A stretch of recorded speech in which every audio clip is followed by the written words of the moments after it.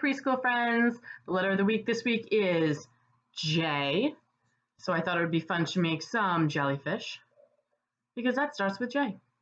I made this first one using a deli container, and I made his tentacles with ribbon and yarn. You could use string, you could use rope, you could use whatever you like. So I painted the inside of the deli container. The paint doesn't really stick well to the plastic, but I think that makes the jellyfish look a little bit more realistic because they're kind of see-through. They have some color in there, but they're kind of see-through. So, and I hung him up with some fishing line, and he's gonna go on my porch. I thought he would be really pretty with his tentacles swaying in the breeze. So the second jellyfish I made by painting my hand. I painted the palm of my hand and all my fingers except for my thumb. So my fingers became his tentacles and the palm of my hand became his body.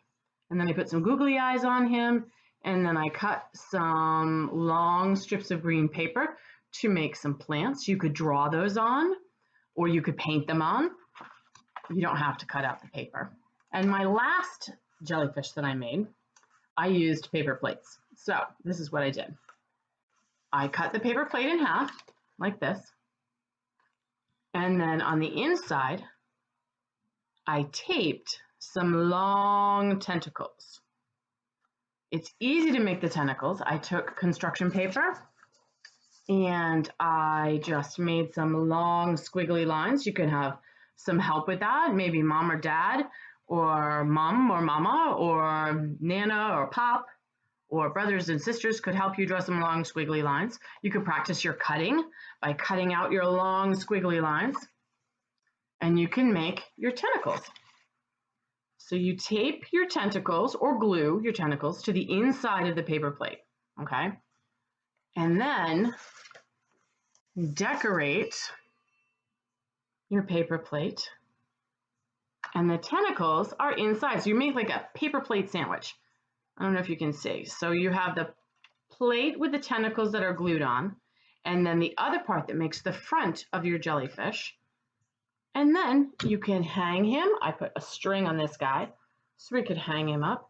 And he sort of looks like a really cool, like, garden decoration. So I think he's going to go on my porch too, because I think it will look nice to watch those tentacles sway in the wind.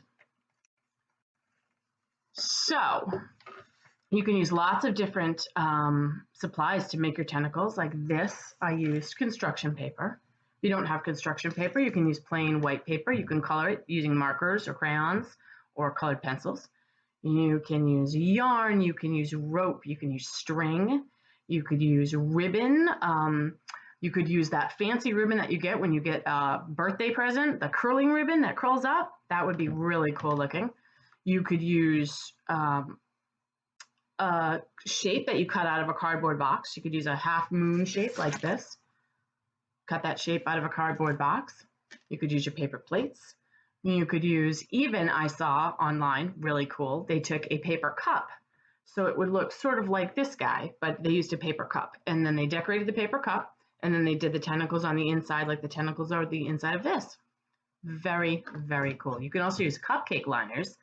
I don't have any cupcake liners, but you could use a cupcake liner, turn it upside down and make the body of the octopus and put the tentacles inside there. So that would be very cool as well.